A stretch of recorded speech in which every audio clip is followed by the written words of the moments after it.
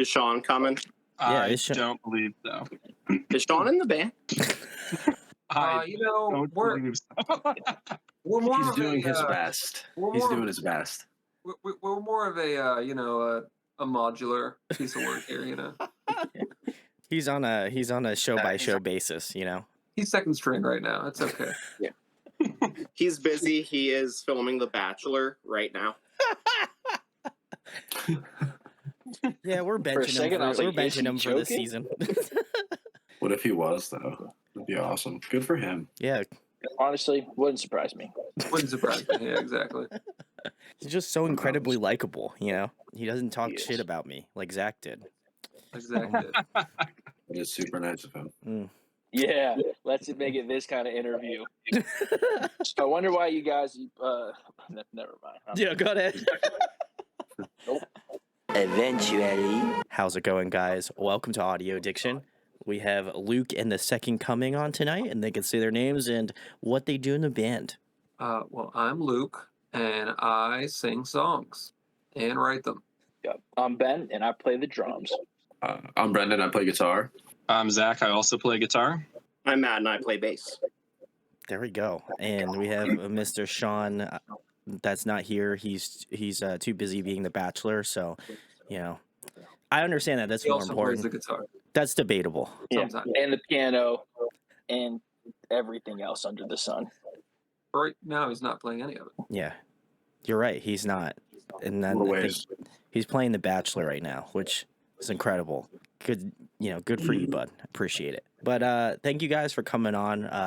I have had the pleasure of having Zach on before, and I think he hated me, so he never started talking to me again after this point. So, really upset about that. But I'm never gonna let him live it down.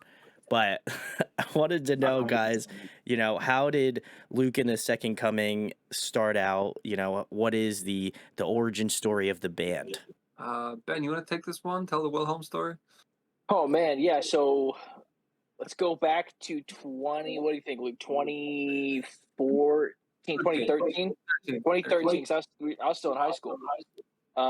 Luke and I started this band called Wilhelm, and it was like folk meets rock and roll meets whatever it's like if Foo Fighters and the Avett Brothers in a twinge of Jimmy world, and also sometimes Leonard Skinner had a love child. That's kind of what it was. And so we were in this band, and it was great, and it was chaotic and everything in between. We put out 2 EPs, played around for a number of years. I moved up to Chicago. Band breaks up shortly after. And so now we're at 2015 probably. Yeah. Wilhelm was about for 2 years, and then Luke started this band called Color Show, which included Matt, and then a number of other guys that aren't on this call, right? Is that correct? Yeah. You guys were active for what, 2 years? Another 2 years? Yeah. It was 2 to 3 years. Yeah. So you guys were touring. You guys put out a record that's really, really great, Run Away from Everything. And then that ends. So then fast forward to 2020 quarantine, right? I'm still in Chicago. I am just putting all my drum gear back together. Luke and I start talking, and he's like, do you just want to start remotely putting songs together, do the Wilhelm record that never was? And I was like, yeah, sure, why not? What else am I going to do with my time? So we kind of started doing that remotely. We brought in our buddy Kevin, who is in Wilhelm, lives in Baltimore, or he's in Philly, somewhere like that now. He's in Baltimore now. Great dude. Sings some harmony stuff on the record, which is just really cool to have him a part of it. And so kind of through that, we're just kind of sending demos back and forth where Luke does, 99.9% of all the writing, and I have the occasional good idea that gets thrown in there. And so we're just kind of bouncing tracks back and forth. And kind of in the middle of that, I was like, hey, surprise, I'm moving back to Pittsburgh. And so that happens. And pretty much as soon as I kind of step foot in Cannonsburg, PA, which is a suburb of Pittsburgh, we're like, why don't we just do it? And we said, okay, let's start doing it. So we built this studio space in my garage, and him and I start putting together a conglomeration of songs from the Wilhelm era, from the Color Show era, and then some new stuff. And yeah, that's kind of how it all started. And so kind of from then till now, it's Luke and then our manager slash close friend Evan um, started being like, hey, we got guys like Brendan and Zach and Sean. It would be awesome to like play guitar in this project and be part of it. And then Matt was always like the who are we gonna get to play bass? There wasn't really a conversation about like anybody else but Matt because Matt's the best bass player I know. I've known Matt since high school, and he's always been that way. He just like seems to get better, and it's really frustrating watching your friend be so good at something at a level that you know you'll never be good at anything at. But that's Matt's bass ability. Yeah, and so we started putting this record together. We played a couple of shows. I think to some degree we're like still figuring it all out. Yeah. And that's the like 3-minute version of the very bizarre but exciting beginning that is Luke and the Second Coming. Pack 10 years into 3 minutes. It's pretty Yeah. good. Yeah, that was very concise. Do you do any like reviewing? That was great. Me, no, I don't do any reviewing, but I'm a pastor by trade, and so I do a lot of Ah. communicating and have to learn how to get something across in a very short amount of time in a very clear and direct Crushed way. it. Crushed it. Thank you. You're like 10 out of 10. I don't think you could have, I think you could have compiled all that information in a more succinct way. Stop it. Crushed it, man.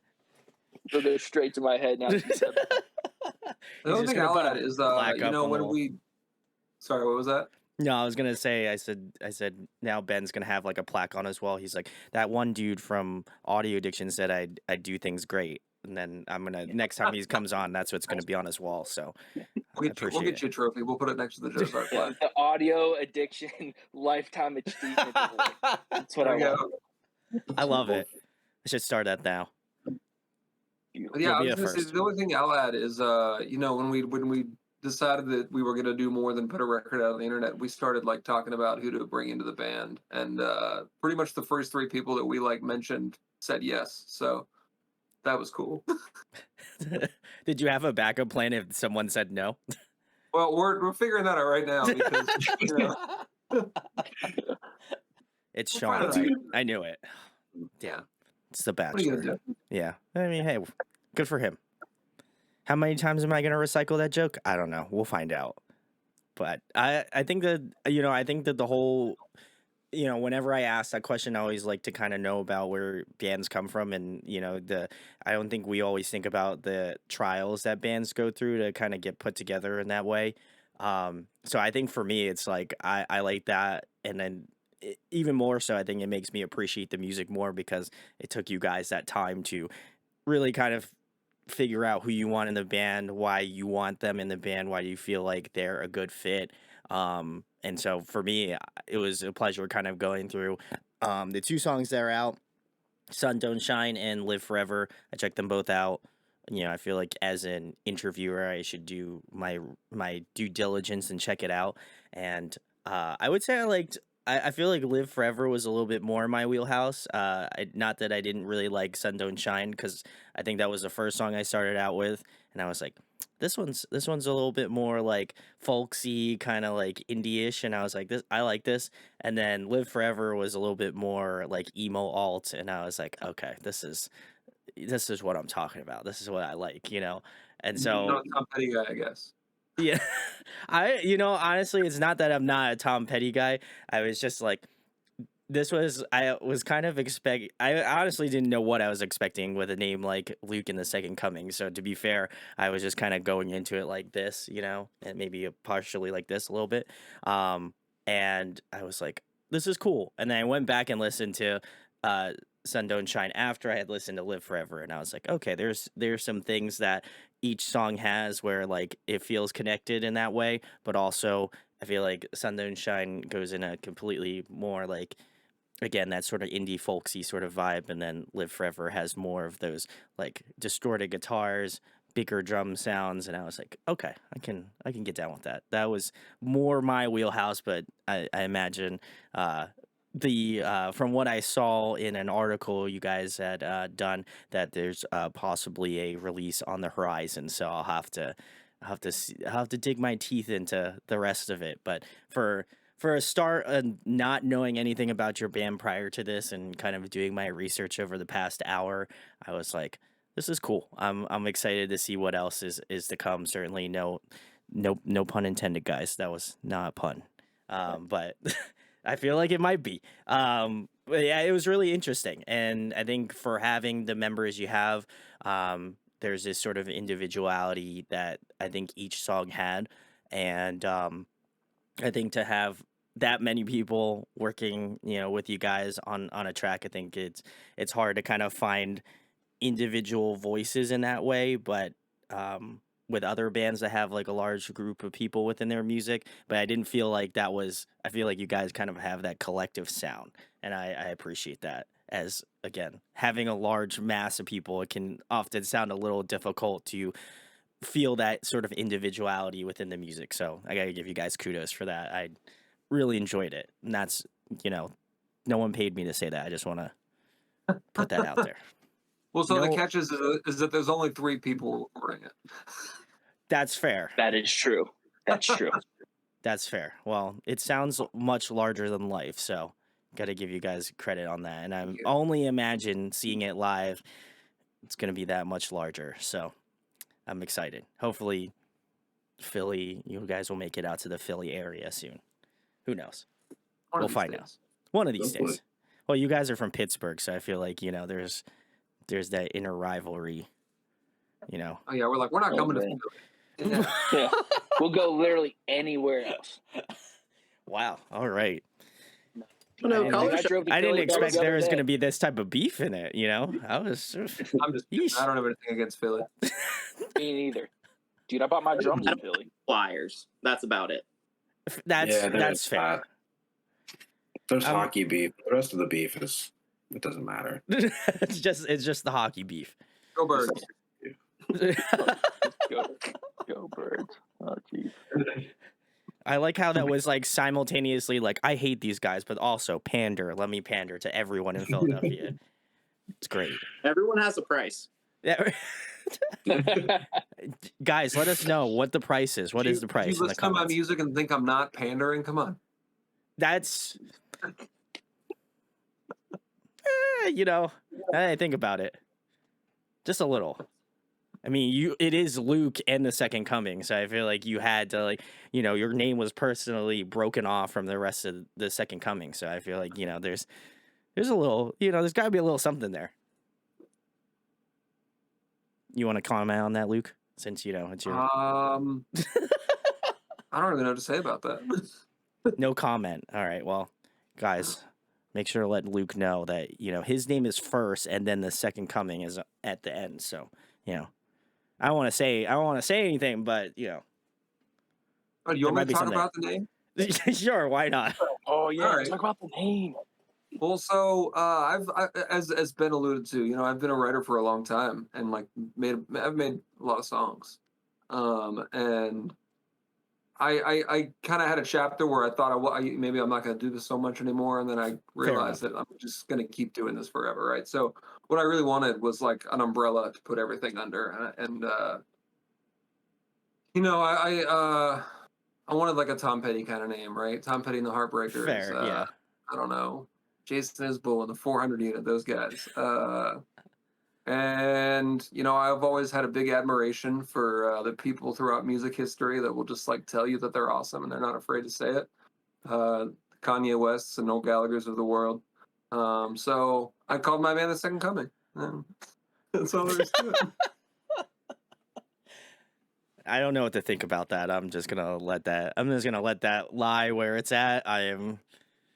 You guys can. Hey, man, let here's the thing. It works. We played with, was it Every Avenue and Makeout and Unwell, like, last week. And we roll in there for Loaded, and, like, the first thing, like, 3 different people said to me, it's like, what the heck does your band's name mean? Like, we've all been talking about it. We all want to know. So, man, like, it works. Yeah. Yeah, and we were like, yeah, Luke is the Christ. That's why. That's the whole thing. Oh, geez, you're getting fired. We're gonna crucify in a couple weeks. Yeah, I that's don't actually endorse what this the plan was about. Oh, no. Oh no, Oh, man. that Oh, sheesh. was not what I was expecting. But I'm just gonna. Me neither, man. I'm just gonna leave that there. Guys, if let's you'd move like on, to let's move weigh on. in down in the comments, then that's on you. So cool. No, I kind of assumed it was kind of like, you know, a nod to Tom Petty, only because I was like, all right, that would make sense. I just would hope that your name is just like Luke is just absolutely just maxed out font wise, and then Second Coming is like in really tiny font at the bottom. We kind of go the other way around, actually. Oh, so it's Second Coming's large, and then like, you know, and then Luke's like, you know, in like size like 3 font. There it is. Okay, cool. That's good to know. Then they're just gonna think you're the Second Coming, and that's, I don't know, that's kind of weird. Well, I don't know. Oh no. Oh no. There's this is, I don't know what type of hole we're digging here, but we need to climb out of this somehow. So Yeah, let's move on. I'm just gonna segue into the next part, just so you know, you guys can weigh in on the comments. That's all I'm gonna say. Just leave it there. Let us know what font sizes, you know, because who knows? Maybe they'll change it. This isn't up to me anymore. This is you know, extended beyond that point. But I guess in regards to the whole storyline, love what you guys are doing. And like I said, I am excited to hear what's going to be coming next in terms of what you have sound wise, and you know how far out and how far reaching it is. For people maybe aren't familiar with Luke in the Second Coming, out of the songs that are out, what would you recommend a new listener check out first? Take it away, Brendan. Answer. All right. Yes, Brendan. No, come on, Hummingbird. My connection got bad. I totally missed the question. I was hoping someone else would take it. Can you repeat it? I just heard noise. I said, if there was a song you would suggest to a new listener to check out that hasn't heard of Luke in the Second Coming, what song would you recommend? Well, out of the 2 that are out, or out of the record that's coming out, you know, like if I was going to show it to like my friend, what are you asking? Like, I feel like you should, like, out of the songs that are out, that was kind of the question. But I mean, if you want to spill the beans on some new songs, then you can do that. I'm not going to spill too many beans, but Okay. the song off the whole record for me would probably be Middle Name, to show everyone. The name of the song is Middle Name. I like that song a lot. Okay. I feel like it's just a nice middle ground between the 2 sort of ends of where Luke writes. I think it's just a really cool track too. It's catchy. It's cool. The chorus is huge. I think it's a banger. But if out of the 2 that are out, I think Sun Don't Shine. The hook is just Okay. solid gold, and people hear it, and like I have people at work, like that I work with, humming it all the time. Like I catch it, and that's been cool. So I think, yeah, definitely Sun Don't Shine. I think that's the bigger track, even though Live Forever kind of is, personally, I like played in punk bands. That's more my wheelhouse too. I Yeah. feel you kind of, I get what you're saying, but yeah, I think that's the biggest single for sure. Yeah. Nice. All right. Anybody else want to Weigh in. Yeah, I mean, I like Sun Don't Shine and Live Forever a lot. Both are singles for a reason. They're both really hooky, catchy songs. I kind of like in similar vein to you, Brandon, Live Forever, because I've always, you know me, I've played in emo bands for forever. I like that sort of a little bit more like low reverby sound, and then it like explodes into something huge, and that sort of big like plateau dynamic kind of thing. Something that I'm really into on Live Forever. As far as like the whole record, again, like not spilling too many beans, but there's like one that really stands out for me. It's called Make Sense, which I believe is also potentially a future single. I don't know. Maybe it is, maybe it isn't. But that song is just a whole banger, and I can't wait for everybody to hear it because I think people are gonna love it. That was my second pick too. He's right. It's a whole banger. One certified banger. It seems like there's multiple certified bangers. So I mean, but that's the record. But that's it. It's like the record is a collection of songs, really spanning like all the different eras of Luke in particular. Matt and I are kind of involved in that as well. But it's like, hey, let's take all these songs that Luke has written and then we put together and that we love, and let's like give them the time and attention that they deserve, in our opinion. And you know, the track list, Luke, was what, like a billion songs long in the beginning of like what should make the record, what shouldn't make the record, and then these ones ultimately landed on it. Why? Because one, like it's interesting because it's like in my opinion, it's a very cohesive record. But like you listen to Sun Don't Shine, you listen to Live Forever, and they're two very different vibes. Oh, Like, 100%. you Yeah. listen to those two songs, you'd be like, "Why are you the same band?" But I think this record in particular, because we were so like meticulous about what made it and what didn't, you have this like spectrum that you kind of feel throughout the record. And I would say Sun Don't Shine is very on like this side of the folksy, classic rock. You got a hook Yeah, driving down yeah, the yeah. highway, 75 in the summer with your friends in the car. Like that's that song. Live Forever is a little angsty, and on this side of the spectrum, but like the whole record, kind of like you're kind of getting that pulse, kind of Ooh, inside okay. that spectrum the Yeah. whole time, and that's what I love about it. Like, makes sense a freaking ripper, dude. Like, it's just the heaviest one. It's awesome, but then we have songs like Middle Name, which like it's just a whole. I don't even know what genre to put Middle Name in. It's just like a whole different vibe, wall of sound. Yeah, and I think that's what makes it unique, and I think that's what makes it cool. Do you have an answer, Ben? We might as well Oh ask you now. man, dude. If you're gonna listen to one of the two to get the like, what does the whole record sound like? If there's like one thing, I feel like, dude, I don't know why this is a hard question. I want to say Sun Don't Shine for like it's an easy listen and it Okay, is fair enough. Yeah. it's fun. But then the other side's like, but Live Forever is like, I don't know, it's a little angstier, it's a little emo, and so we get that vibe It's a little too. more- It's a little more real, right? Yeah, absolutely. My favorite song on the record though is a song called "Leave Tonight," and it was a Ooh. Wilhelm song, OG, and we like dismantled it and put it all back together. Luke and I were like, "Hey, what should we do for the song?" Like, I don't know, let's just try it. And we pretty much played it through one time of like how I wanted it to be, and we're like, "All right, cool, let's crack it." That's what it is. I love that. That's awesome. Yeah, so we sat down to like when me and Ben started playing together again in person. We like talked about like we were like do we work on these song ideas and like work on new stuff, and then we were like, or what if we just like do the greatest hits, right? Sure, yeah. So yeah, we had like 16 tracks, and we just like cut them down to 10, and here we are. Fair enough. Luke or Matt, do you have an answer on this one? You go. I don't know. They're all great. I don't know. Wow. All right. Okay. I see. I think Cut is my favorite. Cut is very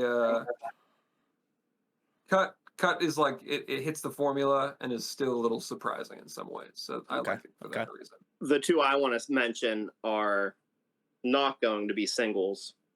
I know, just because I have so much fun playing it. And On Fire, it's just Weezer vibes almost. Ooh, okay. All right. And it's just solid.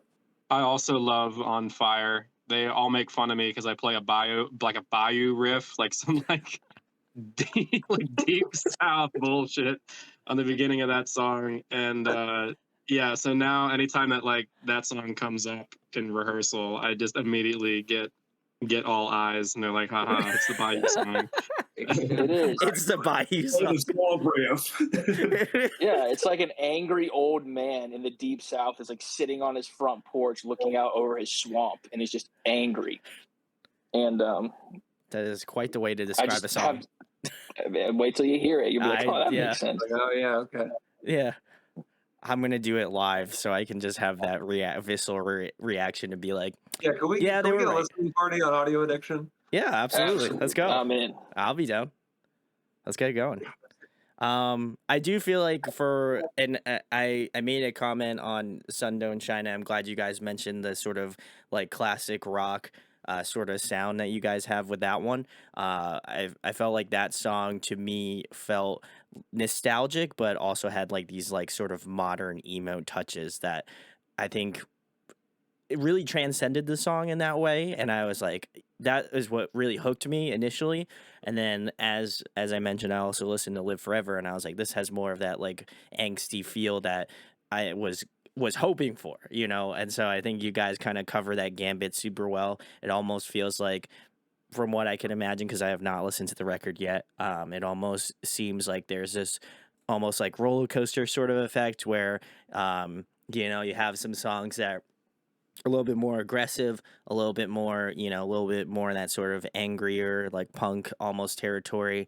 And then, you know, going down the line as maybe the album progresses, you get more into that like softer, kind of more like, I don't even want to say smoother, but I guess almost in that sort of like easier listening, kind of like more Smooth fluid, moments, yeah. yeah, fluid sort of vibe. Because I don't know where these songs are placed at on the album, but it does, like I said, with the 2 singles out now, it feels like they're very much like this, and I'm kind of wondering where, you know, in between, what's the gap like. So that's what it's gonna, I'm very interested. That, I think that's what is really kind of intriguing me to listen to the album when it comes out, because there's so much ground to cover, right? So I'm like, how are they going to close the gap in this album? So that's what I think that's what I'm really hyped about. So we'll find out when it's released.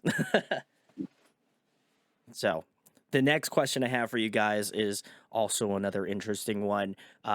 Who got you started out on your respective instruments? Like, who did you watch, listen to? You're like, man, I want to do that music thing. What that guy does on the TV or whatever. And then who influences the stylings of your music more currently now? Oh boy. I think the first band that I've been listening to music a long time, but it wasn't until I like stopped being a punk and like listened to like folk music that I was like, I can do this, right? Sure. Yeah. And so I was listening to the Avett Brothers a lot when they first, you know, hit the mainstream.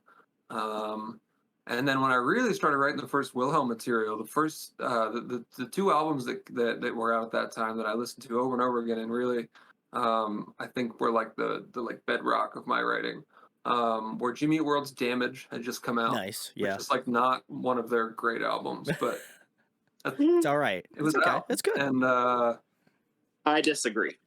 I love it. Don't get me wrong, I love it. I'm just saying they've done better. That's all I'm saying. Fair enough. And the Decemberists, The King is Dead, which is like a very like American style, like folk music kind of derivative thing, right? So those are the 2 that really got me started. But nowadays, really anything that Matt Thiessen does, he's the guy from Reliant K. He's just kind of a weird like Beach Boys worshiper now. But he's great. That's facts. I would say that. Yeah. And yeah, just anything that like rocks, you know. Anything that's like hitting hard and still like a pop song, that's what I want to hear. Fair enough. Who's next? I'll go. I took guitar lessons whenever I was 6, and I hated it. I came home crying every week for a month and a half. That's secret, guys. You're first. Then one year for Christmas, my older sister got a bass.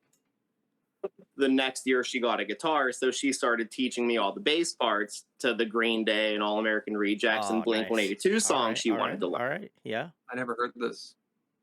She lost interest and I stole her stuff. It must have worked out then. So you stole my for a year. Like, I want to take bass lessons. Finally talked her into it.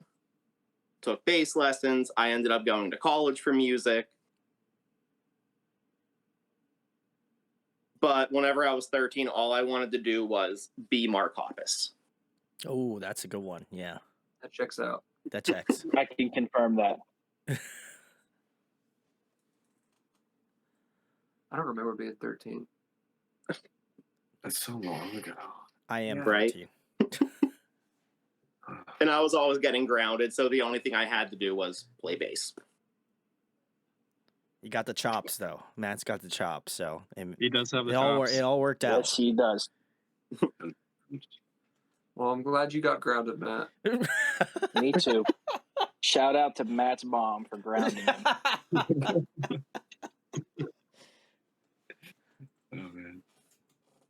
She could was that- take the GameCube. She couldn't take the bass. That's Yeah, that's just that's fair. That just Yeah, yeah, that That checks. sounds like a Benjamin song.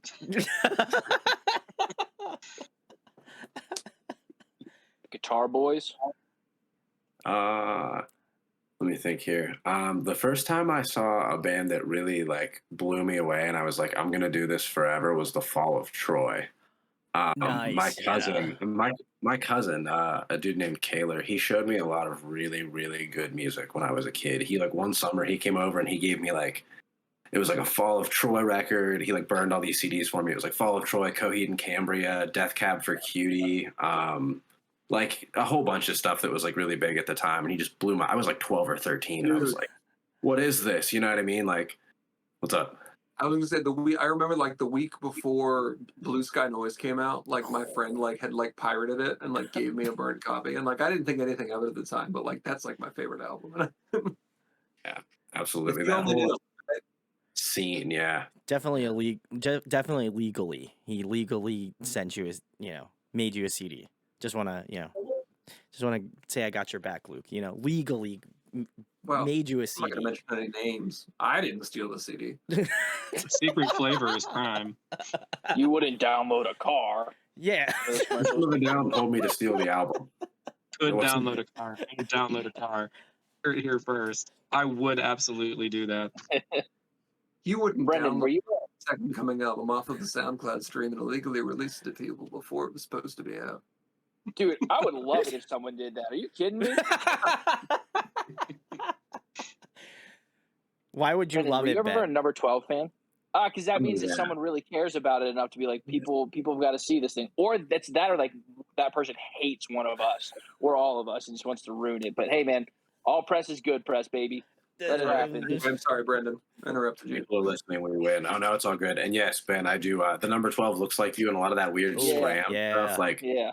that I got onto that when I was really young, so it kind of set the Yeah. bar for musicianship. Like the bands like the Fall of Troy set it so stupid high that I felt bad about how like I played guitar for like my whole life until I was like in a band playing, and people were like, "What the hell are you guys doing? Like, what are these riffs? What is this about?" And I was like, "This isn't special. I'm nothing." You know what I mean? Yeah, you're like 13 13 years old, and you're like, why can't I play this? I must be terrible at my instrument. You're like, yeah, I felt so That's bad. I true. was like, AC/DC and stuff's like, this is garbage. Like, frick, Black Sabbath. Listen to this guy. What is going on here? This is sorcery. And it just blew my mind. And ever since then, that's kind of I don't know, music like that too. I've always kind of been into like a lot of like the post rock and alternative stuff. Like Luke said, Circa Survive is a huge one for me. Anything Anthony Green touches is just all that stuff. Yeah. Absolutely. That's where I'm at though. That was my big kind of what got me into music, was a lot of the alternative stuff like that. So Yeah, I grew up in a family that believed there was only one band, and that band was Leonard Skinner. So like that's Yeehaw. where I originally yeah, brother. started. But as far as like getting my own music taste and getting interested in music, I remember because like my dad only listened to classic rock radio growing up. Like that was my only exposure to music until I was in like middle school. I remember hearing Enter Sandman by Metallica on the radio for the first time, and that was like life altering. That's actually also how I auditioned for my first band. I auditioned singing Enter Sandman on Rock Band. That's how I got into my very first band. But then I got into metal like pretty deeply, and then I got into like the post rock, post hardcore, like emo and punk and pop punk side of things, and I did that in a lot of like my early bands and college bands and stuff. But as far as guitar playing, I've never been like a super shreddy player, which might be funny considering you know me from Second to Safety, I was which is gonna like say. a shreddy band. Yeah. But like I'm the rhythm guitarist. I don't do most of the shreddy I'm stuff. the rhythm guitarist. But so like my guitar playing style, I've always preferred like really melodic lines that you could kind of sing and are almost they're like a hook unto themselves. Sure. So whenever I say like my actual guitar influence, it's always weird to people because it doesn't seem like that's who it would be, but it's Billy Howardell from A Perfect Circle. That's like actually who I kind of originally modeled my guitar playing after. It's like really melodic stylings, like when I can, making it like a thicker kind of tone, heavier on the reverb, like make it all about remember the guitar line. when it's there. And then when you're playing while somebody is singing, like create space for them. Don't step all over what they're doing. Pick your moments. I never knew that. Now I know. Yeah, no, isn't that weird? That is People wild. always think that's weird when I say that, but that's the answer. Insane. Ben, we're saving the best for last, apparently. Oh, jeez. I want to go that far. I'm like habitually stuck in like early 2000s, like metalcore and hardcore. So like, I grew up like the majority of like my super formative teenage years. I lived in Winston-Salem, North Carolina, which is like a hub for like, I'm sorry. it's got a really, really good like. I just no, want to well, shout no, out their bottle of Sunkist, but I just want, yeah, I just want. I think that's his second one that you've had. You like, Yeah, I'm he not killed even one. joking. Early. I And was then- trying to Confirm listen or to deny Ben. if this is my second bottle of Sunkist on this stream. I was trying to listen to Ben. I was trying to listen to Ben talk, and I literally looked down in the bottom right-hand corner of the Discord, and I just see Zach just like chugging this bottle of Sunkist, and I was just like, "Yeah, there's no way I'm gonna my pea-sized brain is gonna be able to pay attention to what Ben's saying." After early 2000s like metalcore, I was just like, Yeah, no, you're good. That was a worthy sidebar "Okay, right there. cool." How Thank you. many will Zach have between now and the end of this interview? Let us Is know. it more or less than 2? is it more or less than the Easy. amount of times that Brandon's going to make the joke about Sean being the Bachelor? We'll find out. It's a good. I'll take the under. I'll call Vegas for the money line there. But no, so I was living in Winston-Salem, North Carolina. My like early teenage years, where like kind of all of us just decide like what we're going to listen to for the rest of our lives is kind of there. And Winston has a really, really good, it's a really, really great music scene. And I got kind of sucked into like the hardcore side of things. And so like from like young, like 12, 13, I'm like being exposed to just like really heavy, really loud, really aggressive bands. And then I distinctly remember like watching like Fuse TV. Remember Fuse? Oh my God. And Yeah. Oh yeah. and it was when the Almost had just released Southern Weather, and so the Southern Weather music video played on Fuse, and I was like, "Wow, their singer's really, really cool. Like, I'm into this. Like, this is cool." And then, like, fast forward like a week later, I'm watching it again, and the "It's Dangerous Business" "Walking Out Your Front Door" by Under Oath music video plays, and I'm like, "Whoa, that drummer looks and he sings too, so he looks and sounds a lot like the guy from that other band that I just found." So like, I'm learning how to use the internet, and I figure out this like it's the same guy, like, you know. And so from then on, I made it like my personal goal in life to just be Aaron Gillespie. And I would say like by far he is Confirm that. he's the most influential like drummer. I like just to kind of across the board. I play big cymbals. I hit the drums less hard than I used to, but still hard. Like I'm all about like, I don't know, man. I don't know what I'm doing. I really don't. I've never taken a drum lesson in my life. I've just watched what he does and learned how to do it a much worse way, but I try. So like that has always been the like current of like, dude, it's fast, it's aggressive, it's like hit him hard, but he has this way of like leaving space. And I just really admire that. I try to emulate that. And then but then it kind of goes all across the board. Like my other favorite band of all time, like Under Oath's my favorite band of all time. They can do no wrong. It is what it is. I just saw them like last week. They had that one record that wasn't great. Erase Me wasn't my favorite, but I still listen to Bloodlust. I think it's one of their best songs. So big fan of that. But I also love bands like The Chariot. Like I love. I've got 2 kids, a 4-year-old and a 2-year-old, and like we were listening to The Fiance the other day, and they were eating it up. They thought it was amazing. It's so good. Yeah, so bands like that. But then, dude, like, of course, like the older I get, the more my music taste develops, if that's even a thing. I love Foo Fighters. Oh, R.I.P. Taylor Hawkins, but like Taylor is a big influence of mine as well. Like Rope and White Limo. if I can come up with drum parts half as good as that someday, I'm You good. I'll do. quit because I won't get any better than that. And yeah, so it's stuff like that. It's like the early 2000s metalcore. Kind of the older I get, the like more I lean into my dad hat that I get to wear now. Bands like Foo Fighters, always rock and roll all the time, and it doesn't stop. I love that. That's, I do feel like I kind of was listening to like, and I try to pick out each element within a song, and I was like, man, if he doesn't say Aaron Gillespie, I'll be really surprised because he's kind of got that like big, like Dude, that big chunk. That is the best compliment you could ever give. I was like, this has like, and I've been listening to Under Oath for God, I don't even want to know how long at this point now.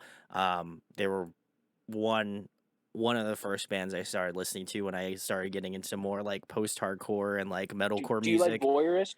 Do you love Voyeurist as much as I love Voyeurist? Dude, it's great. It might be second. It might be my second favorite of all time. I still think the best one is Lost in the Sound of Separation. I think that one's goated. Man, Absolutely. That one's perfect metal record. Don't change a thing. Don't change a thing. I was just talking about this. I'm not big on like this record changed my life or like this band saved me. I never like fell into that camp, but freaking Lost in the Sound changed my life. Oh. You couldn't have sold that anymore, I think, Ben. You really just your eyes honestly, really popped out of your head, man. It's out of this world. It's true. It was out of this the record is perfect. Don't change it. Don't do anything different. Well, I don't think they can since it's already been recorded. I don't know, man. Taylor Swift did it. Don't do it Under Oath. You hear us? I know you're gonna watch this. Just don't change it. Okay, cool. Thank you. Big salutes. But yeah, I feel like that band, Prada and ABR were like the first three bands that like were like, yeah, you're gonna like this. You're gonna like this music, and you're gonna continue to do this, and then you'll have this like semi mediocre channel of interviewing bands. So we're here full circle. Hey man, you like this record? This is your personality for the next 30 years. pretty much. But I kind of like asking this question for the sheer nature of trying to figure out like where all of your guys' sounds come collectively. I think it's just, to me, I think it makes me have more appreciation for the types of music you write, and having obviously the three members really writing all of the material and kind of figuring out like what works, what doesn't work, and the different types of influences that show up in both Sun Don't Shine and Live Forever. I thought it was really cool to pick your guys' thoughts on like, okay, these are the bands that influenced me, like how do these kind of migrate into your sound, and so I feel like it, you guys mesh that perfect thing of like folk, classic rock, you have some like some like emo elements. It just, I think there are times where I feel like there isn't a genre to encapsulate some bands, and I would argue your band is one of those bands that I like could sit down and listen to what you have out and be like, yeah, I don't have any clue of what type of genres they hit, but they just kind of just put their hand down and just say like, all we're doing, yes, we do all sounds. The first Wilhelm EP. Okay, I'm gonna have to listen to it now. 5 tracks. Go find it. Every single one of them could have been. Don't go listen to it. No, why not, Luke? Dude. Why not? It's not that good. Dude, I got a hard copy of it still in my CD drive in my car. I'll send it to you. Sick. I'm gonna check it out, and then I'll just invite Luke on, and he'll be like, "Oh, why do you listen to this, man? I don't." If you're gonna listen to it, definitely don't do it in front of me. Yeah. No, that's gonna be the perfect time to listen to it, because then you're just gonna have to. Then I'm gonna have to get all of your facial reactions, and when you're like, "Cringe, man, this is cringe. This is cringe. This is cringe. Why are we watching this together?" All I'll tell you is that the first song has a banjo on it. The fourth song barely has any guitars on it, and then the last song is straight up by Leonard Skinner. It has a 5-minute guitar solo. Yeah. Well, then you have like 2 songs where you can make up that ground. So I think you could do it. I got faith. It works better than you would think. But anyway, I digress. But no, I think it's cool. Obviously, appreciate you guys sharing your influences here, because I think like asking that question. But the next question that I have for you guys is, what are you listening to more currently? what's on your Spotify? What are you guys listening to on a more daily basis?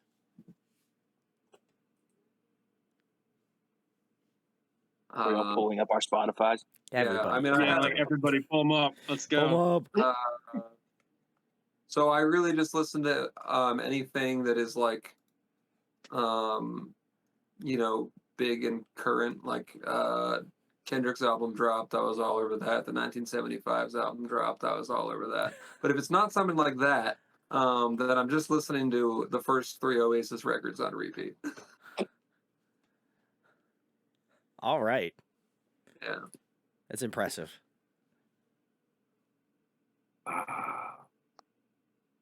Also, Dawes. Dawes is another nonstop. Ooh, okay. Yeah. I saw them the other week. Unbelievable. Fantastic. Oh, okay. It was the first time I saw a band and was like, I shouldn't be here. Why? Why would you say that? They were too good. But I feel like, if anything, that's the reason why you should be there, is if they're really good. Okay. They're I too feel like good. they're too good to not be. I feel like that's like. I feel like if you're in a band, you'd want people to watch you because that's like how you Totally. continue. Being a band. Yeah. Yeah. All right. I can do that. I'm not trying to roast you here, Luke, but I just That's feel like That's okay. I just feel like if you're in a band, which you are in a band, you would want other people to see you perform live, because that's in order for you to continue as a band, I would hope that people would want to care enough to see maybe you. the better statement is they shouldn't be here. They should be in a bigger room. Okay, there you go. That's yeah. You should be there, Luke. You were there, so there you go. You're right. That's I it. was there. Good job. It was great. I'm proud of you. You're really doing the things. I sure did get drunk and watch Dawes. What an accomplishment. Anyway, somebody else. I've really been kind of bouncing back and forth between the indie country and sludge metal worlds recently. Oh my God. That's kind of been where I've been at. So, all right, some recommendations on those very different things. 49 Winchester is an indie country band that just put out an album called Fortune Favors the Bold. It's got some really great songs on it, including one called Russell County Line that I'd recommend. And then on the more like sludge and doom end of things, there's this little band out of California called Faytooth, and they put out an album called Remnants of the Vessel this year that slams front to back. It's so good, like big like bog witch energy. Like you're gonna get dragged into the woods, probably sacrificed. Lead single Echolalia, really good. The last song, Saturn Devouring His Son, also incredible. Highly recommend. I'm saving all this. Cool. 49 Winchester. Yeah, I saved that too. That sounds awesome. I'm here to specifically blow your mind, Brandon. Everything that I say is meant to throw you off.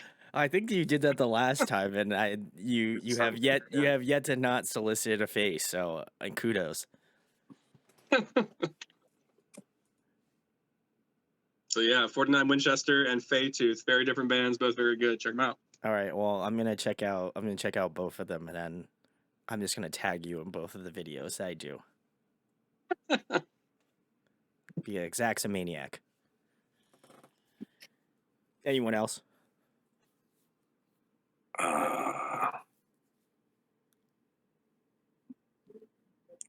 Was that Brendan? Was that you saying that you're gonna? I was thinking about it, but like, I don't know. I kind of bounce around a lot. Like, I'll have days where I'll just sit there and listen to nothing that came out like after 2015. The new Fall Out Boy record got me listening to a lot of stuff like that. I was listening to a lot of like early Fall Out Boy and like stuff from back then, like the Academy Is and stuff, like all that, like, you know what I mean? Like, punk bands from like early Warped Tour stuff. Yeah. I'm listening to a lot of like girl rock, a lot of like lady rock bands. You guys know the Aces? The Aces is a really cool rock band. They're sick. Yeah.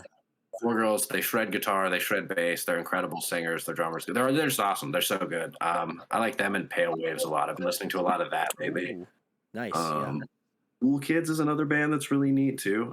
They've got some crazy stuff. I don't know how, yeah, they're wild. I don't know how new their like newest stuff is, but their most recent full length, if I think it's the most recent one, just blew my mind. I found it recently, just like on a shuffle. So like a lot of stuff like that, some like mathier stuff is kind of where I've been to. But Origami Angel's been a big one too lately. Yeah, I'm all about give me all of these things. You know what I mean? Yeah. The full sort of like beat that into me. Like the less a riff makes sense, the more I like it. The Gen 3 EP. 100%, just unbelievable. Chef's you kiss. have put like math rock into one word. It was just give me more of this. Yeah, that's it. I like either like the most complete like nonsense garbage music, or I like shined up, like produced by Maddie Healy, like girl rock bands that are just perfectly crispy pop music. Like it's one or the other for me, you know? I feel that. That's where I'm at lately. Matt or Anybody Ben? else?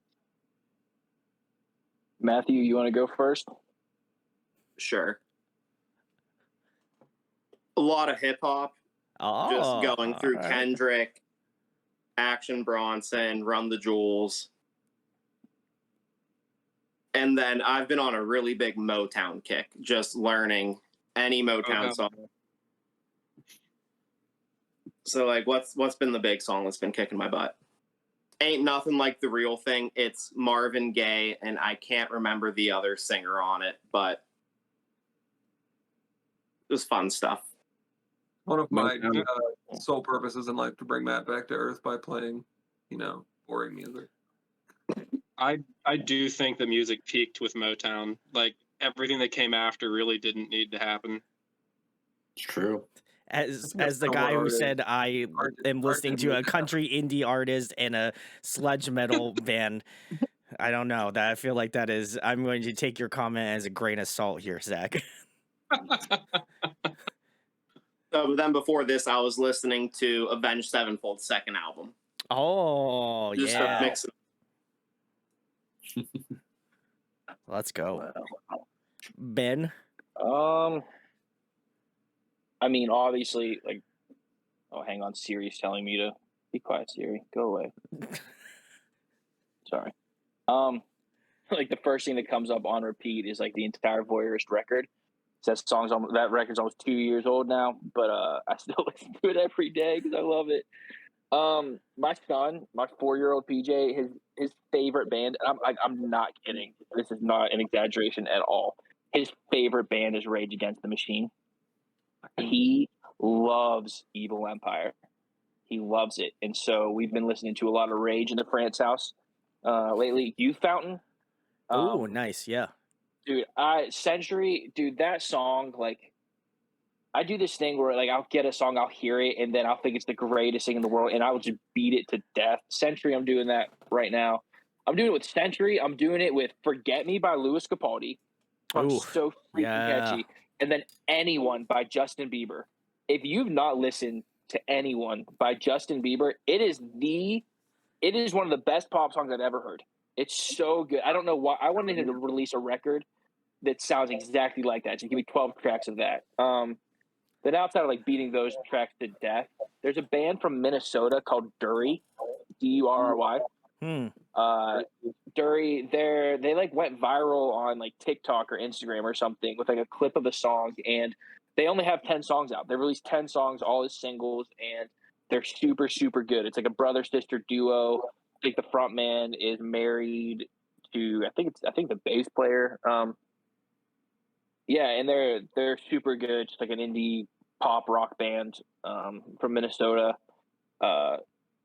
Dude, they're awesome. You haven't listened to Durry, you got to go check them out. Big Boy is my personal favorite.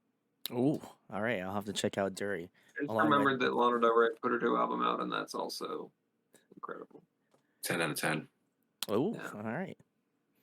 Like your guys' recommendations. Zach always gives me some of the most wild recommendations, so now I'm going to have to go listen to them. So love that. Oh, wait. Before we move on from this question, because you're specifically in this room, hold on. We'd be remiss if we didn't mention Sleep Token and the new Sleep Token singles that have come out this year. Sleep Token's amazing. I'm so ready for the new album. I don't think I've been more like in anticipation of an album in a very long time as whatever that thing is going to be. It's gonna be Anyway, nuts. that was my interjection, but It's gonna be. I feel like it's one of the few albums that I think is going to beat out my current favorite, which is the new Invent Anime album. That thing just is a monster. So if you haven't checked that out, check out my review. Not to shill, but it was fun. So go watch it. But the next question I have for you guys is if you guys could pick a song to cover, what would it be? Good question. like in general or in the context of this band? In the context of this band. That makes much more sense. This is a hard question. I think it seems like kind of an obvious answer, but I really think this band could annihilate a Foo Fighters song. Oh, Doesn't have to be in particular, but I just think that's close enough to kind of the live sound anyway, as far as guitar tones and what we're all capable of. I think we could crush that, and I think we all like the Foo Fighters enough that we would kill it. So I've thought that a few times. I thought that would be a cool way What to Foo go. Fighters would you pick, Brendan? That's really hard. Yeah. I don't know. Somebody said something about Rope earlier, and that would be a really cool song to cover. That song is nasty. The riff is so good. Ben's like, you have to like kick a hole in my amp to play the guitar solo because it's just squalling noise. You gotta break something for that, but I'll do it. I'll do it if we gotta. I'll play another riff. Bridge Burning. Oh yeah. Oh, that's a good one too. Ooh. If I had Worst of All My Life would be a really fun one to cover. That would be a great. It'd be a regular live. This is a really hard question. I'm gonna say I had an answer, now I don't. I'm gonna say Francis Farmer Will Have a Revenge on Seattle by Nirvana. Wow. Wow. All right. All right. When do we start? Why are we covering Red right now? Oh yeah, wait a minute. Yeah, hold up. Wait, we do have a cover in the set. Yeah, we need to play There's a cover. there's an actual answer to this. But this is like a new song. Once every 5 years, Luke makes me learn a Taylor Swift song. That's true. It must have been that 5 years then. Then he'll come out of, it's like a Groundhog Day, everybody's like, all right, Luke, what Taylor Swift song are we going to cover today? And then he's going to say, I knew you were trouble when you walked in. I don't know, Absolutely whatever not. the song is. I don't fucking know. Does it look like I listen to Taylor Swift? No, I don't. Dude, I love Taylor Swift. It's 2023. Everybody. What does that have to do with anything? Dude. I like how Luke thinks I'm a closeted Taylor Swift lover. I'm not, just for the record. You're missing out. You're missing out. Am I missing out? I don't think so. You are. Okay. Well, you're gonna take a lot of convincing. Speak Now. Thinking Red. Just listen to those, and then if you want to go pop 1989, and you're set for life. Nope. I'm a cute I am a 1989 defender. Yeah, that's a good record. Pop record. Yeah, Dude, I want to cover. Talking about the single most influential album on my writing in the modern day, Red. Interesting. Front to back, every song is just every stinking song. And it's so subtle that I forget that it's so influential, because like I'll go back and listen to Red and I'm like, oh, I do all these things. That's fair. Ben, I feel like I interrupted your answer. So, what's your answer? Oh no, you're good, dude. I want to cover Mississippi Queen so bad. Hell yeah. Oh, What? yes. Yes. I do. I want to. I want to do it so bad. I've got the cowbell, everything. Dude, it's perfect Back for to us. the Bayou, boys. Let's go. Yeah. Dude, all right. Bayou. It's got big drums. It's got some like riffy guitars. Oh, yes. It's perfect. And there's 6 of us. I don't even know if there's 6 I love instruments that. in that song. But we Don't worry, it. you can make it work. I love it. Yeah, that's a 3 guitar riff for sure. Dude. I like that. It's got drum breaks in it. I'm in. Short. You can extend it. Yeah, it's only 2.5 minutes long. Be a perfect intro. Oof. Let's open the set with Mississippi Queen. That'd be nuts. I'd love that. I'm so Zach in. or Matt, you got any answers? I don't have like a specific answer, but with the palette that we play with, I do feel like it would be fun to take either like a Tom Petty or a Bruce Springsteen song and kind of modernize them. Because like we definitely, on top of that, like indie rock and alternative veneer, have a little bit of that sort of what's the word I'm looking for? That like Nashville rock heartland. That's what I'm looking for. Americana. Like kind of thing. like undertone to our sound. I think that we could pull either from either of those artists and like make it work in a modern context. I like that. Can get down with that. Probably taken from Springsteen. It's gotta be from Dark Side of Town, right? Dude, we can do Summer of '69. 10th Like Avenue that Free fits Time. us. Oh man. Oh, Prove It All Night. Oh, wow. All right. I like that. Matt, what do you got?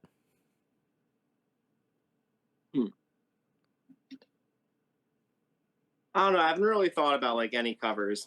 I feel like Foo Fighters would be good. We could do Outside by the Foo Fighters and make Ben think because the bridge has a bunch of odd time signatures. I don't want to do that. I don't want to do that. You count to 6 and you count to 7. It's fine. Can we get off the click and then I will? Oof. No. Not Got happening. to program that click. It does have to. All of our clicks are in 4/4.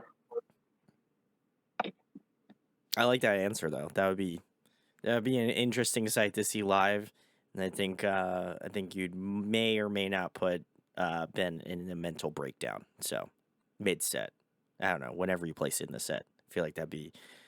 I would see Ben's true strength come out during that time. He would just. It wouldn't be good. Yeah. I have to count. We have one interlude that I have to count in, and like I have to have Matt turn around and tell me when the transition is. So there's no chance of playing that one. Well, guys, if you have any suggestions for Luke in the Second Coming, you can drop them in the comments. And I can't guarantee if they'll do a cover of this song, but if you really hit the thumbs up on that particular song, I don't know. I feel like they're gonna have no opportunity to just say no to that. So make your voice be known in the comments, and then if not, if you like the suggestions they give, make sure to let us know.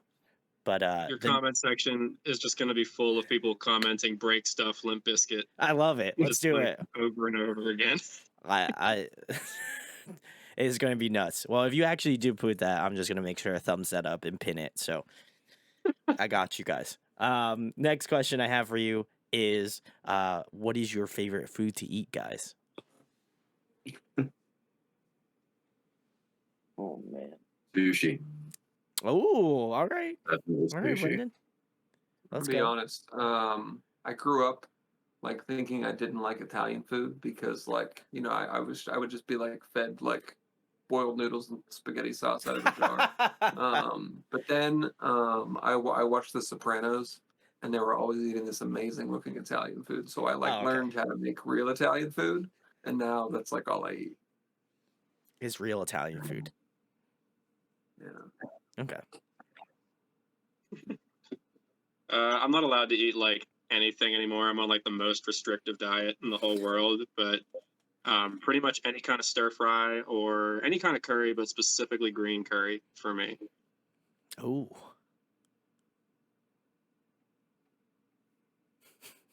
Ben's like, Give me a good steak. Dude, this is the hardest question you've asked me. Dude, give me a good ribeye, medium rare. You don't have to doctor it up with a bunch of stuff. Just make sure it's cooked right. That or like I love a really good pad thai. Oh, okay. Yeah. Dude, yeah. Give me a chicken pad thai. I'm in. All right. Like You know that feeling when you get like good pad thai. There's a difference. It just hits. Absolutely. Yeah, just hits. If you know, you know. It's a flavor that is beyond description. It is. It's like It's transcendent. Yeah. Yeah. I feel that. It is. Matt, I know Matt's currently chewing right now, so I don't. the worst time to ask him a question. I hope Matt pulls out like from Manny Brothers sandwiches, the most Pittsburgh thing there is. I love slab steak. dripping out of the mouth. I also just love some orange chicken, which Yeah, let's go. that's right. There's some bias here. You know, you're really enjoying your meal. I get it. I don't know what it is recently, but the past couple interviews I've done, I've had people eat on the interview. I don't know what it is. Is there something in the water? Is there something you guys aren't telling me? Like, I need to know. It's weird, but I also I love won't lie it. to you. I was late to this call because I was cramming some glizzies last minute. So, yeah, I avoided this exact situation. Evan texted me at like 8:45, like, "Hey, like, remember we have this interview?" And I'm like, "Oops." Yeah. It's all right, Matt. I'll only be a little offended that you forgot about it. Just only a little. I won't take offense. I mean, you know, Zach's over here pounded down like 2 liters of Sunkist. So I mean, it's not. Yep. You know, anything's on It's the his table. talent. You made me hungry now. I'm eating cashews. Okay, there we go. Well, this is an eating podcast now, guys. Thank you for joining us. Hope you brought your favorite snack. I'm going to move it on to the next question, which is if you guys could pick somebody to collaborate with on an up and coming Luke in the Second Coming album, who would you love to work with? Friggin' Dave Grohl. I yeah, love I'd that have to for you say guys. Matt Thiessen's a big one. As I said already, he works a lot with Andy McMahon, which is another amazing pop Ooh. singer. Okay. Yeah. But Matt Thiessen always just makes some interesting vibes. You know, he's gonna play some weird little guitar riff, and you're gonna be like, "How do you play that?" And then, yeah, I like either that. him or Jim Adkins. Oh, Jimmy okay. World, Yeah. production side of this world. All right. Yeah. I like Matt Thiessen. I could get down with that. Brendan, what do you got? I think Aaron Marsh, who was the singer of he's the singer of Copeland. He's produced a couple really cool records, and I think he could do some pretty awesome justice to the music Luke writes. I think that would be really cool. I really like some of the stuff he's put out, like the Speak Love, If You Speak Love record he did is just unbelievable. Oh my god, love that album. Oh yeah, dude, that would be a dream scenario, because I also just think that man, everything he touches is just golden. Copeland's one of my favorite bands of all time. Dude, amen and amen. Yeah. And amen. Ben went to see Copeland recently, and he got me a Copeland shirt because I couldn't go. Hey yo, let's go. They're incredible. They were in that group of bands too, with like Death Cab that I heard when I was like a little kid. So it's always been like somebody I looked up to. Agreed. Copeland's great.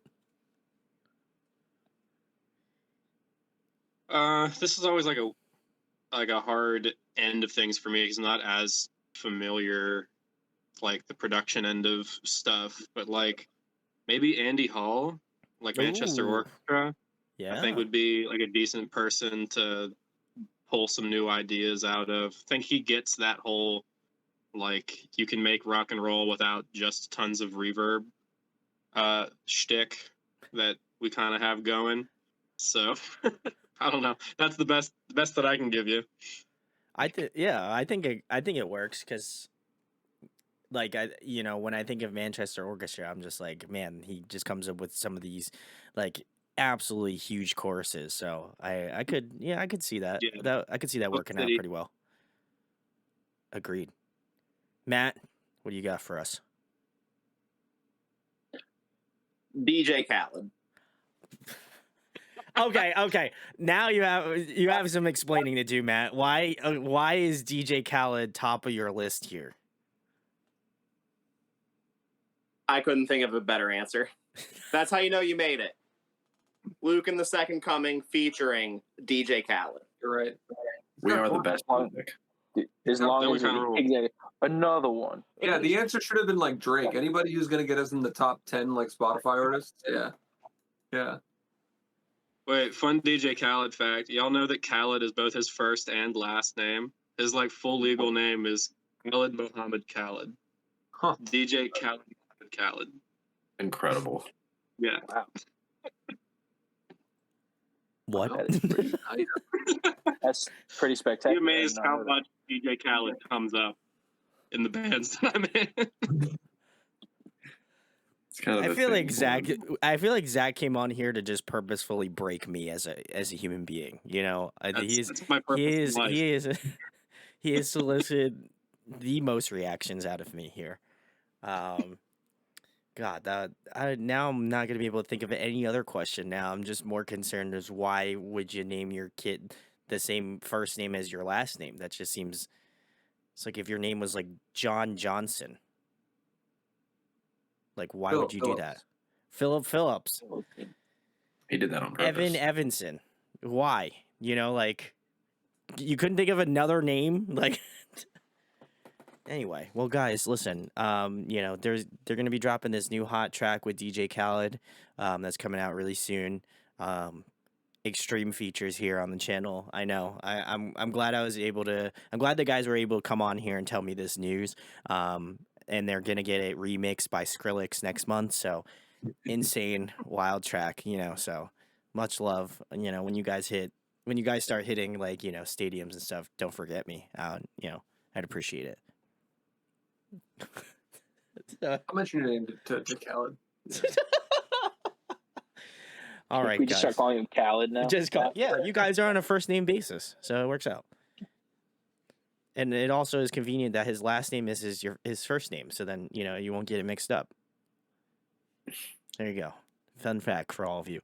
But I would genuinely like to hear these collaborations, you know, maybe a little bit less of DJ Khaled, but I mean, hey, what it is, what it is. But if you'd love to hear these collaborations, you know, make sure to tag all those bands on Twitter, as well as Luke and the Second Coming on Twitter, and then say collab, and it's just going to be one large collab song that is already being worked on now. So, you know, you can be in on the ground level of Luke and the Second Coming right now. You know, stonks are low. Yeah. Stonks are low, but you know it's poised to be, you know, much higher. So the yield is going to be off the charts. You know, so get it. The next question I have for you guys is my personal favorite. I'm a huge nerd, and you guys seem like a bunch of nerds if you ask me. If you guys could be a video game character, who would you be? Oh, That's hard. Wow. yeah, this is a hard question. Link. It's the obvious answer, but like he can do anything. He's done so much That'd be good. shit for like 30 years. He's the man. I think Link's like my guy. Big Zelda fan. Okay. I like that. Rocking with Yeah, it. I want Kratos, but I want like Kratos without all the pain and suffering and bad decisions. And I don't think you can just like cut that off, you know. Give me God of War Ragnarok. Okay. Kratos. Respect. He's like coming around being a decent dad, trying to be, but it's still like OP. You're correct. I get that. Shattered my entire universe. What was that, Zach? Sorry. I said I think I'm exactly halfway in between those two answers. I'm just not even from any particular franchise, but the generic Bethesda protagonist. Whether I almost said that. Like, you know, That's the best answer. Everybody. Yeah. That's great. Just entirely modular. Rank whatever skill feels create best your own at the moment. Zach. It's just like Zach's just T-posed and like. I'd probably be an NPC in like a Dark Souls game. You know, just one of those guys that's hanging out around the Firelink Shrine and you don't know why. I mean, at least all the, you know, terrible things that happen, you know, you'll be fine. You'll just be an NPC. Right. That's a goated move. I like that, Luke. The worst person to be in any video game would be the Tarnished, or any character from the Soul series. That would be the for sure bottom of the list. Yeah. 0 out of 10. Yeah. It might suck to be a Goomba. Yeah. That might be worse. Yeah. They only get killed once per level, though. That's true. You know? Well, Unless he dies, and then Just you shooting start at the a cycle different again. Goomba every level. I was gonna say, if you go off screen and it respawns, that happened in some of the games. That's true. You're born just to get jumped on and die. Rough. Yeah. I hope that's not your answer, Matt. No, probably the player character from Pokemon Sapphire. Oh, Wow. Oddly all right. specific, but I'm here for it. I like it. I'm also here for it. As you know, as someone who literally, if I could pull my desk up, I have like a bunch of Pokemon Funko Pops all over my desk. So I am a nerd, guys. If that was it. I have a new answer actually. I'm the AI that they make out of the guy who tells Samus what to do. That is Wait, can I also change mine oddly to Master specific. Chief? Ooh. What were you saying, Ben? I said I changed mine. I want to be Master Chief. Oh, that's yeah. Speaking of people that bad things happen to. I was gonna say, yep. Man, he went from like one like terrible things that happens to some person to another terrible person that also had terrible things happen to them. Yeah, but they're just so cool. But you do get the rocket launcher, so it's like those two things, yeah. They kind of even out. Yeah, and, you got the energy sword, Hey, whatever. You could probably hit the drums a lot harder. Probably. Yeah. Give me the gravity hammer. Just I just meant because you're like a genetically enhanced superhuman, but Oh yeah, and also that. yeah. I feel like he would just smash the drum straight and through the ground. Yeah, we're gonna need some bigger drums. Yeah. We're gonna need some bigger drums. Well, guys, if you want to make that a reality for Ben, I don't know who has to come up with the super soldier serum, but like, something's got to be in the work. Just send it to Ben, free samples, to Ben. That'd be sick. Yeah. You get a bunch of like random like pills and gels sent to my house. Just like get the roided out. music video. Next time I see Ben, he's just gonna be like, "Yeah, I hit the drums real good." Next gonna be this big. His just neck disappears. He's like, "Hey, what's going on, guys? I'm ready to play. I'm ready to play the first song," and it's just like, and then just the whole like ground just quakes. So, if you want to make that a reality, whoever has those vitamin supplement shit, Stop doing that. Stop. We don't want to hear you play drums. Nobody likes that. I blew my ears out. I can't hear anything. Well, guys, if you want Luke in the Second Coming to create shockwaves in your neck of the woods, make sure to first send them the drugs, and then secondly, also, invite them to your town. So, oh man. Well, anyway, the next question I have for you guys is: if you were to compile a dream tour lineup, including Luke and the Second Coming, who would be on this lineup? DJ Cal. I like how it took about like 0.5 seconds for Luke to just be like, "Yeah, DJ Khaled," and then immediately smiled and started laughing.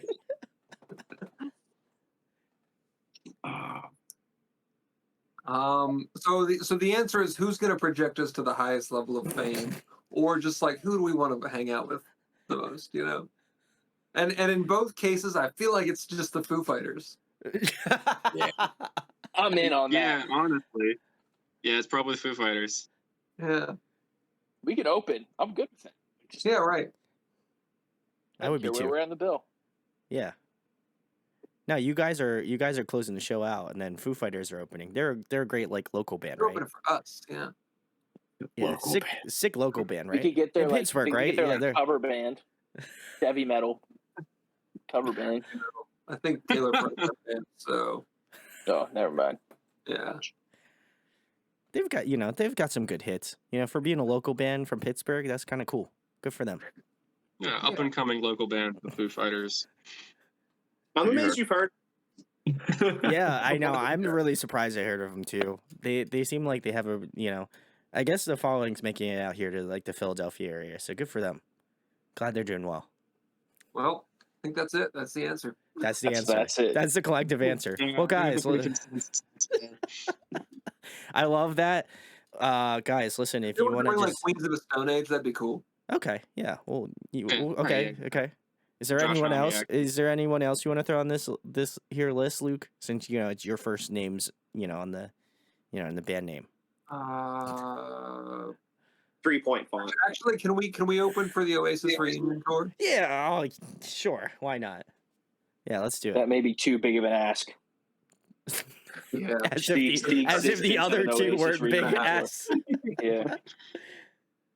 You're like, yeah, Foo Fighters, Queens of the Stone Age. Yeah, they're just these, they're like these above average, like local artists. Yeah.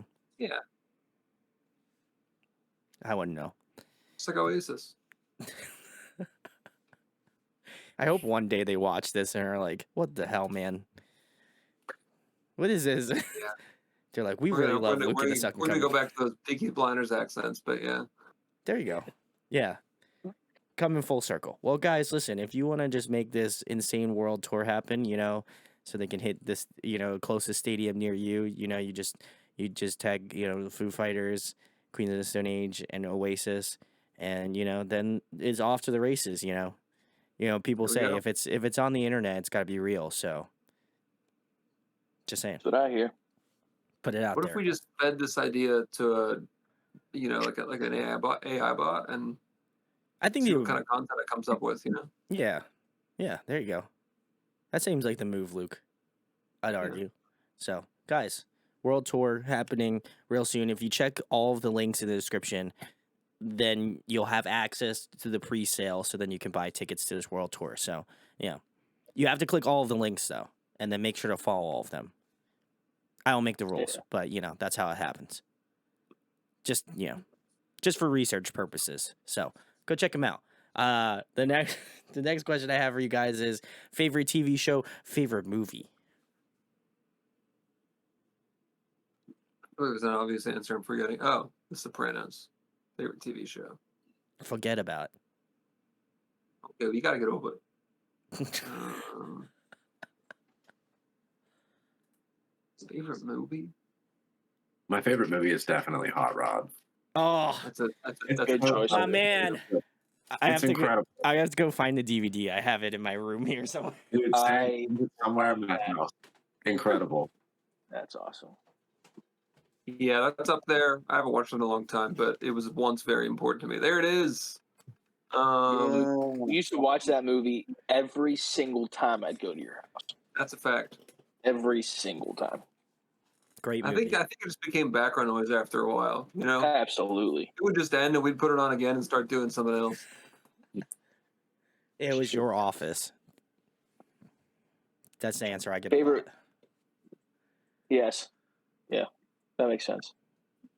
Favorite movie, Return of the Jedi. Oh, Easy. I Big. couldn't tell. Between The Yeah, Empire I couldn't Strikes tell. Back and The Lord of the Rings. I couldn't Return tell. of the King. What's that? Is Yeah. that are those Power Rangers behind you? Behind me, that is I collect Star Wars stuff, I and so I have like a lot of it. You can kind of see that way. It I just don't kinda I don't keeps think it's going. a lot. No, definitely not a I lot. got a couple Star Wars figures. Just a few, but yeah. I would say Empire is the best, but Return of the Jedi is my favorite. Get some more Star Wars stuff. Really take your collection to the next level, man. I really could. I think your collection is a Favorite little TV weak, show? honestly. Oh man, I'd have way more money if I didn't have a Star Wars addiction. Be Legos, man. Yeah, dude. Favorite TV show's Community. Oh yes, I love that. Every episode is perfect. Anybody else? Yeah. I don't do favorites super well. Because, like, I don't know. I'm constantly just, like, intaking new things all the time. I, like, don't hold on to things a lot. I guess, like, for movies, probably the movie that stuck with me the longest has been Jurassic Park. Loved it since I was a Oh, kid. All right. Good Big dinosaur nerd. As far as TV shows, I don't think I have an all-time favorite TV show, but recently in like just regular TV world, I really liked Our Flag Means Death. Thought that was a really good. Yeah, dude, Gay Pirates, fantastic, big fan. And then I'm also a huge anime nerd. Hell yeah. Me and Brendan also play in a all anime themed band. Yeah, brother. And as far as that sphere, lately, one of my favorite shows that's come out in recent years is Bocchi the Rock. If you I gotta haven't start that. I seen want to watch it. Oh, it's so good. It's good? I All love right, it all so right. much. all right. But anyway, that's about that. Vibes. I love it. On the topic of anime and the anime thing, I was gonna say that FLCL is my favorite show, but it's 6 episodes. It's an old anime. It's There's great, not though. much to it. It's barely a show, but it's probably up there as like the piece of like this series that it like just blew my mind the most. Agreed. Toonami, dude, changed Great. me. Matt, what do you got? My favorite show is probably Archer. Oh, yes. Just Nice. very rewatchable. Just like And then Hot Rod. favorite movie, probably Inglourious Bastards. Oh, okay. Yeah. Good choice. Yeah. Guys, let us That know. was always just the like put on a movie in the background thing for me whenever I was growing up. Some light viewing. Yeah, That is it's fun. Wow. It's lighthearted. It's a great moral. Kill Nazis. It is a great moral. Always It kill is. Nazis. Yeah, always killed Nazis. Scalp. Nazis, yes. Yeah, Nazis. Arrivederci. After seeing that movie with a bunch of my friends, for whatever reason, they nicknamed me the Bear Jew for a long time, which was like awkward too because I'm not Are Jewish you? or anything. It's No, just, not remotely. no. I was just a lot taller than all my friends. I'm a bigger dude, and they were like, "You're the Bear Jew now." Oh my gosh. Middle school is weird. Did we say that? I don't know. I We're don't gonna know get if we canceled can. before the record. We're gonna get canceled before the record even comes out. Yeah, I don't know. I don't know if that's passable or not, but Yeah, I didn't say it. I didn't support it. I didn't understand. It's like, It's all guys, good, Didn't understand. Fix it, Okay. bro. Got an anecdote here. Next question. yeah, that's probably a good idea. We're just gonna we're gonna pretend that didn't happen. The next question I have for you guys is: if you were trapped on a desert island for the next month, and there was one album you could bring with you to listen to, what album would it be? Blue Sky Noise. I love that answer. Good job, Luke. Killing it. Thank you. I thought for sure you were gonna The say Taylor Everglow. Swift. Oh, sorry. Good answer. That was a great answer. The Everglow by May. Ooh, that's a great one. Yeah, I love that. Forever be my desert island record. That's so hard. That's 21 Rough Russian. Ooh, okay. Oh, all right. Wait, who said what? I think it was I Zach. said 2112 by Rush. Oh, okay. That's okay. Matt said it. Sorry. Not gonna go with Khaled by Khaled. I think Good Apollo, I'm Burning Star 4, which is the Oh. silliest title. But that Coheed record, there's just so much going on in every track. Yes, That to me might be it, yeah. that's a great one. I don't even know. I guess I would try to pick something like a little less on the lyrics and a little more upbeat. I don't know why. There's no logical reason. Just my brain is like, that's what you want when you're on a desert island. Just like that, the inner monologue you have. Yeah, I know. It sounds like that. It's really annoying. He sounds like Hank Hill. probably. Yeah. Any album by And So I Watch You From Afar, maybe. I feel like they're because they're really upbeat, so they can keep the spirits up, but they don't have any lyrics that'll just perpetually get stuck in my head and become annoying while I'm there. That's the answer that I'm going with. There's no real logic to it. That's just thanks, neurodivergent brain. You're doing great things for me. I appreciate it. You took all that harnessed energy and you came up with a cohesive thought. So, Kudos, Zach. Great answers, guys. The last question I have for you is probably my favorite question I've been asking more currently. First of all, thank you guys for coming on. Much love to all of you. Thanks for having us. No problem. I wanted to know, I love interviewing bands. I don't know if that was clearly evident to you guys or the people watching this, but this is something I really enjoy doing. It's a passion of mine.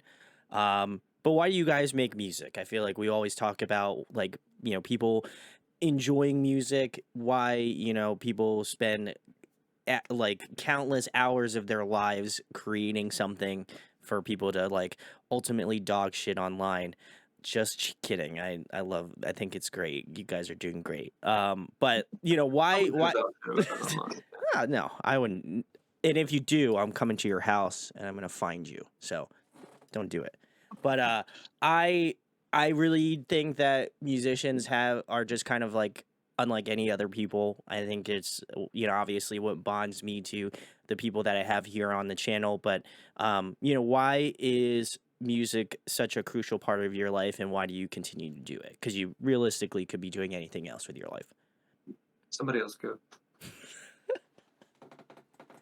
This is a hard question. I will give you all credit. Yeah. Music. When I was a kid, I was a little bit like advanced for my age, and I was very bored with like school and just a lot of things that were put in front of me. I learned to read when I was like really, really young, and I learned to use computers when I was really young. And music was something that like challenged me.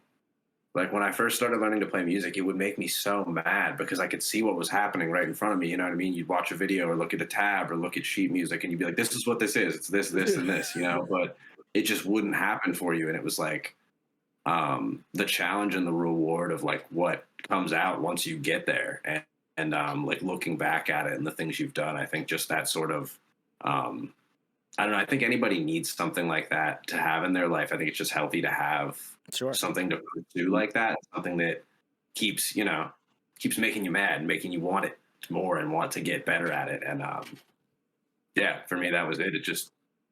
It's just like nothing else, like you said. And it just was something to really like latch onto and wrap my brain around. And there's so much to it too. Music can be anything. Obviously, there's so much different kinds of music to like learn. And you'll never get it all. You'll never be the best, and that's what's cool about it. Except Matt. Matt might be the best, but nobody else is going to be the best. That's fair. That's fair. And also, I wanted to hop on what you were saying, Brendan. It would make sense that you like Fall of Troy because that's also, you look at the sheet music and you're like, oh, okay. I'm never gonna pick a guitar up again, I think. Yeah. In my mind, yeah. And now as a 30-year-old man, I can sit there and play those songs that blew my mind, and I'm like, that feels good. That's what this is about. You know what I mean? It's like growing and then you listen to an Animals as Leader song, and you're like, yeah. And then I just like absolutely just have a stroke, and that's it. I'm cooked. You're right. Exactly. We're on the same wavelength. I love that. Yeah. Oh my god. But yeah, that's all I got though. That's a good answer. I like that. Anyone else? I just made bad mid-maxing choices during character creation, and now this is all that I can do. No, I do really enjoy it. I've been like passionate about it like since I was young. I've always been like an artistic kid. I started like kind of like writing short stories and doing a lot of like sketch work. I wanted to like make my own manga and that kind of stuff. And then I kind of fell off that kind of stuff as I entered into high school because like it wasn't cool during those times, but music was cool. And I started playing music, and that just became like my art of choice. And I don't know. I think all of us have had an experience over the last couple of years with like COVID and lockdowns and stuff where we don't get to have that expression, like playing live in front of people and getting to like share your art with other people that get it and care. And I thought that I was going to be okay as I was like going through my mid-20s and that kind of stuff. I'm like, yeah, like I'm getting older. I don't need to be doing this emo shit anymore. But I wasn't. And it surprised me. I was like not all right without that part of my life. So as things have finally started opening back up, I jumped on every opportunity to get into bands again. And I can't exactly quantify what it is about that experience. And like, there's just something really special and life affirming to me about playing music, not even by myself, but with people, and like sharing that experience. Love that. Good one, Zach. Yeah, I think for me, like I love like what really makes me tick in life is like building things that impact people. It's like I love like the hat that I get to wear in the church. I'm like building programs and systems and things because it all geared towards like they're actually like meeting a real need that a real person has. And I think for me, like music, give it like I play the drums, like that's my thing. I'm not like writing lyrics. I'm not writing melodies. I'm like finding how to make my thing fit into the context of a thing that's already like beginning to take shape. But I think like music is like in my world like the blankest of blank canvases in a lot of ways, and knowing that I can be a part of something that's gonna like make someone feel something. I really, really enjoy that, and I think that's the reason why like I keep coming back to it. Like whenever like we wrote this part, Luke, I remember like the day that we wrote it in cut, where there's like the double chorus and there's a turn, or like there's that double chorus and it goes from like this cool like halftime like chorus groove into like you know that song "Where I Want to Be" by the Dangerous Summer. Oh yeah. Okay, Oh, so yeah. they have like the double chorus in there. It's like it's well, I played the first time through, then the second half I was like, I reached my point, I let them down. We have a part like that, and then like when we wrote that, I was like, oh man, like this is like I got goosebumps. This makes me, I don't even know what it is. Like what it about? I was like, oh yeah, like, you know what it means when you hear that part in a song. You're just like, oh, like this is hitting me somewhere, and I don't know why, and I don't know why. Like I love that. So being able to build that and write drum parts that help make songs sound like things that make me feel a certain way, getting to do that and then like sharing it with other people and allowing them to hopefully experience that too. It's kind of like I don't know, like maybe like a really sappy and overanalyzed way to say like that's why I love making music. It's like a box of chocolates, man. You never know what you're gonna get. You had it. And you're cruising in, and then you hit me with the Forrest Gump and Landed it. landed it. Absolutely landed it. Send it. Matt or Luke? Oh. Oh, I'm making Matt go. I don't know. It's always been like a little bit of like an escape for me almost. Sure. Like yeah. I'm playing and nothing else matters, whether that's on my own with other people. And it's also just like such a communal thing. And like I teach music lessons, and it's just so good to like share that. Sure. Yeah. It's awesome. Luke, saving the best for last here. I could talk for a long time. I guess the first thing I'll say is that music is something we don't need to do, right? Like I mean that's all there is to say on that. But like this is something we do because we like it, right? Sure. And I had so many things to say, and now I can't think of any of them. It's just I don't know. I'll back up. I guess what I'll say is I think that I'm really awesome, and I want to be right about it. No, hear me out. And I want to be right about it, right? So like for me, I need to like make things that I think are really extraordinary and like make something that someone's gonna remember forever. And yeah, I mean, for me, that's like making albums, and like there's something really special and unique about like getting to the end of the last song of an album and where everything comes together, and you're like, whoa, this is it, right? And every time that I do it, I'm like, this is awesome, and I need to do it again, right? I guess the other side of it is that like I'm not gonna stop doing it. I like Zach said, there was a part of it was a part of the whole COVID thing going down where I was like, maybe I'll just not do this so much. And then I started doing it again, and here we are, right?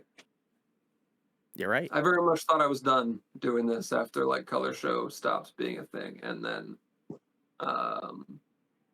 sure enough, we picked it back up, and here we are. So You turned that answer around. I appreciate that you went from, you really hit the full story arc. We went from narcissist to now, like, I do it because I really love my homies, and I want to keep releasing music. So that's what I took away from it, at least. If you guys, no, I'm just kidding. Don't weigh in on the comments. But I love finding out why people are so passionate about music, because I think it inspires me to continue doing what I do, because I think it's the sheer nature that, like, I kind of agree with what Luke said earlier about not having to do it, because realistically I could not be interviewing bands, but I also think in the same aspect, like, I think you do really need it. I think there's a level of connection that you have with other people, and I don't think that you could have that sort of connection with anyone else other than through music. I think music is the best gateway to talk to someone in a language that everybody understands. Like, there's just something about it where I can talk to you guys, and I'll go talk to a band in Japan, and we'll all have kind of the same, thought process on, like, why we love to do it. Maybe is it the exact term or phrase that everybody agrees on? Probably not, but I think we all collectively do it because we care about it. We want our art to be out there, and I think there's a level of intent that, if you're literally coming back to do this project, I think you have that level of respect, or you want other people to listen to your music and listen to the types of stories that you bring to the table. So I don't feel like, I feel like, as much as, you have Luke as the main focal point, I think it really kind of, I think it's kind of a larger meaning where, you're doing this because you want other people to experience that music with you. And even though your name is, like, the largest part of the Billboard, kind of, quote unquote, I think it's, you're being able to share that experience with everybody else. So I think that's a good thing. And, obviously that is the perfect segue to have you guys shill about Luke and the Second Coming. So, tell the people what you guys have coming up, what you guys are releasing, feel free to plug your band in any way. So we put the 2 singles out. Sun Don't Shine and Live Forever are out now, as we already talked about. We have another single coming out, I think early in May. Nice. Okay. And then we don't have an official date to announce yet for the record, but it is coming shortly after. We're shooting for summer, probably June. So there you go. Where can they find Luke in the Second Coming at? The best thing to do is find us on Instagram. It's just at L2C Music. And other than that, go on Spotify, listen to the records, And then I know me and Ben have started to talk about what comes next after the album. Part of what I said earlier about, like, trying to get all of our music under one umbrella, we're going to be digging up some more old songs and doing sort of a, like, time machine release of some older stuff.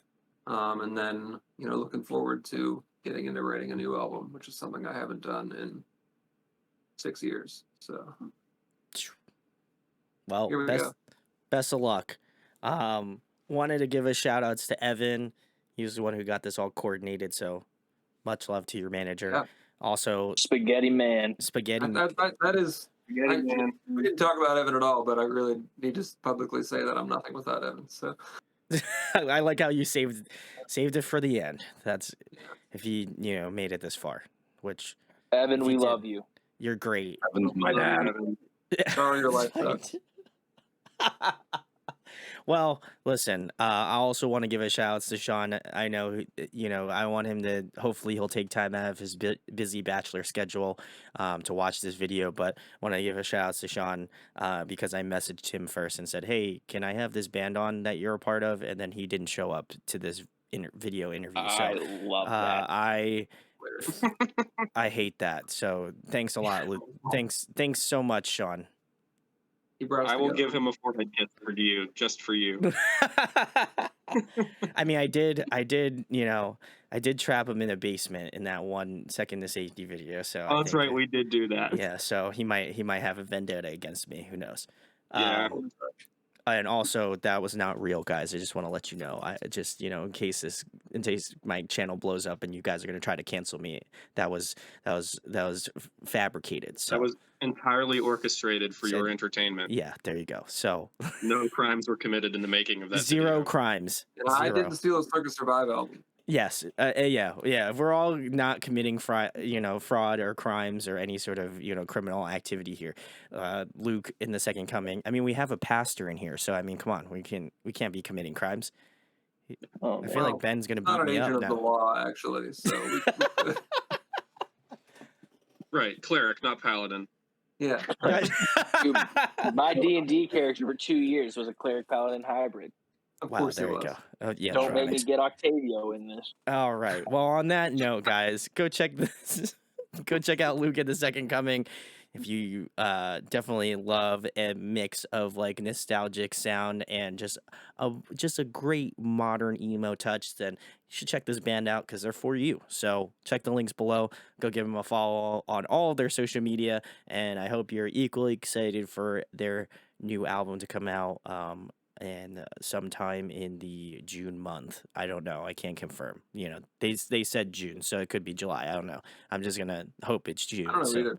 So we don't know. So it could be any date. So go follow them so you know when you're up to date with stuff. If you enjoy this interview, exactly. There we go. look, see, I got you, Luke. This isn't my first rodeo, so go check out Luke in the Second Coming. If you enjoy this interview, share, like, and subscribe. It goes a long way. And huge thanks to Luke in the Second Coming for coming on. Thank you. Thank you. Thank you, man.